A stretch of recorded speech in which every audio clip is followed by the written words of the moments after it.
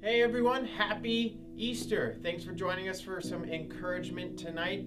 I hope you had a great weekend celebrating the death and resurrection of Jesus with your friends and with your family. I hope if you had an Easter egg hunt that you won, or you at least got a lot of candy for it. But anyway, tonight I just want to simply talk to you about that amazing thing that Jesus did thousands and thousands of years ago, and the whole reason that we celebrate Easter. Right? The whole reason we celebrate Easter is Jesus rose from the dead. And John talks about it in his gospel starting in chapter 20. He says this: "Early on the first day of the week, Mary Magdalene went to the tomb. It was still dark, and she saw that the stone had been moved away from the entrance. So she ran to Simon Peter and another disciple, the one whom Jesus loved." That's John, by the way. "And she said, 'They have taken the Lord out of the tomb. We don't know where they have put him.' So Peter and John started out for the tomb, and both of them were running. Now John ran faster than Peter, and he reached the tomb first. He bent over and looked in at the strips of linen lying there, but he did not go in. When Simon Peter, who was behind John, arrived, he went into the tomb and saw the strips of linen lying there. He also saw the burial cloth that had been around Jesus' head.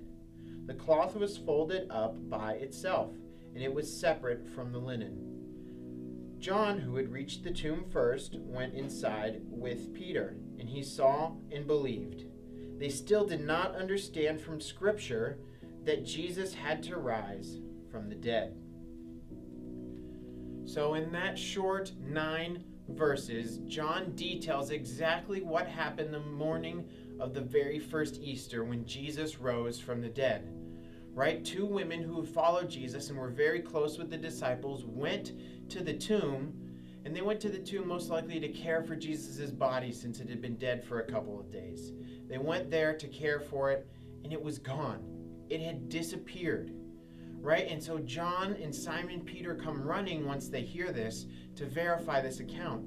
And they see the exact same thing. The body of Jesus is gone. And later on in this chapter, Jesus encounters his disciples many times in many different ways. And he encounters us in our lives in many times and in many different ways as well. And the whole purpose of Jesus doing this, of Jesus rising from the dead, was to give you and to give me new life. Right? We've talked about that a lot before, and whether it's in our soul searching series or other devotionals, we've talked about the idea of new life. It's our soul. We have new life away from our sinful one because we believe that Jesus rose again. He gives us an opportunity to live a life completely different, right? Completely different from the one where we continually mess up. And he gives us an opportunity to live life beyond the life here on earth.